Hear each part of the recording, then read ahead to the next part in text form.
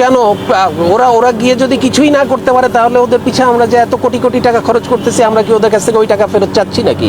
ক্রিকেটারদের ক্ষতি হবে তার কারণ হচ্ছে যে ক্রিকেটাররা খেললে প্রতিটা খেলায় তারা এক ধরনের ম্যাচ ফি পায়, তারা এক ধরনের খেলায় যদি কেউ পার্টিসিপেট করে, যদি ম্যান অফ দ্য ম্যাচ হয় অথবা কোনো ধরনের বিশেষ যদি তাদের কোনো পারফরমেন্স থাকে সেটার জন্য আইসিসির নিয়ম অনুযায়ী ম্যাচের নিয়ম অনুযায়ী তারা যা পাওয়ার সেটা পাবে। ওটা হচ্ছে এক্স্যাক্টলি প্লেয়ারের পাওনা, সেটা বোর্ডের কোনো এটার সাথে বোর্ডের কোনো সংশ্লিষ্টতা নাই। মানে বোর্ডের এখানে লাভ বা ক্ষতি কোনো কিছু নাই। বাংলাদেশ এখানে খেলুক বা না খেলুক এখানে বোর্ডের লাভ ক্ষতির কোনো বিষয় নাই, অন্তত এই বিশ্বকাপের জন্য। কেন ওরা ওরা গিয়ে যদি কিছুই না করতে পারে তাহলে ওদের পিছে আমরা যে এত কোটি কোটি টাকা খরচ করতেছি আমরা কি ওদের কাছ থেকে ওই টাকা ফেরত চাচ্ছি নাকি? চাচ্ছি, এই প্রশ্নের উত্তর দেন আমাকে। এখন এখন ধরেন যে বোর্ডটাই যদি না থাকে তাহলে মানে ক্রিকেটাররা থাকবে কিনা, এই প্রশ্নের উত্তর দেন আমাকে। আপনারা তো একদিক থেকে চিন্তা করতেছেন আমার এই হাতটা আছে, দুইটা হাত আছে, এই দুইটা হাত দিয়ে আমি অনেক কাজ করি। এখন আমার শরীরের সাথে হাত, আমার হাত না থাকলে শরীর থাকবে না, শরীর না থাকলে আমার হাত থাকবে না, তো আমার হাত না থাকলে আমার শরীর আর এই হাতের কোনো কাজ আছে? একই রকম, মানে they R part and the parcel. আপনি একটা বাদ দিয়ে আরেকটাকে চিন্তা করতে পারবেন না, আরেকটাকে বাদ দিয়ে আরেকটাকে চিন্তা করতে পারবেন না। দুইটা মানে they are complementary, they are not against each other. Colour expert, জর্জ স্যাপ এবং মাইল্ড অন হ্যান্ডস টেকনোলজি সমৃদ্ধ অরিক্স ক্রিস্টাল ওয়াশ আপনার লন্ড্রি এক্সপার্ট। 27 সাল পর্যন্ত আমাদের রেভিনিউতে কোনো কিছু হ্যাম্পার করবে না, কারণ হচ্ছে 2022 সালে যে আইসিসির ফাইন্যান্সিয়াল মিটিং হয়েছে সেই মিটিংয়ে that has already been set.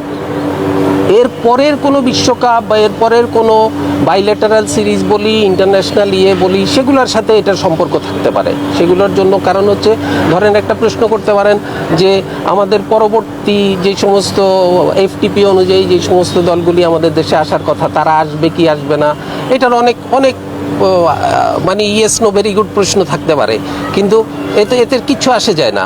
এখন এই যে কিছু আসে না বলেন, এইটাই কি আপনাদেরকে এইরকম মানে না না না না আমি না না না না আমি কিছু আসে যায় না, আমি না না না না না না না অবশ্যই ফিনান্সিয়ালি আসে যায়। আমি ওই জায়গাতে আমি আসে যায় না বলতে আমি এই বিশ্বকাপের সাথে ওইটার কিছু আসে যায় না, আমি ওটা বলতে যাচ্ছি। No, we are not taking any stance, we are taking our national interest at the upper hand. No stance, this is not a stance. আপনি একটা কথা আপনারা এটাকে কোনোভাবেই এটাকে আপনারা অন্য কোনো কিছুর সাথে তুলনা করতে পারবেন না, কারণ this is not a stance, this is not এ কোনো ধরনের আমি এমন কিছু বলতে চাচ্ছি না যে আমি একটা ন্যাশনাল হিরো হয়ে গেলাম, এই করলাম সেই করলাম। আসলে this is not like this. এইটা বিষয়টা হচ্ছে যে আমাকে আমার দেশের ইন্টারেস্টকে আমাকে সর্বাগ্রে নিতে হবে। দেশের ইন্টারেস্ট কী জিনিস? আমার দেশের নিরাপত্তা। আমার দেশের নিরাপত্তা মানে আমি যখন দেশের ভিতরে থাকি আমার নিরাপত্তা এক ধরনের, দেশের বাহিরে থাকলে আমার নিরাপত্তা অন্য ধরনের।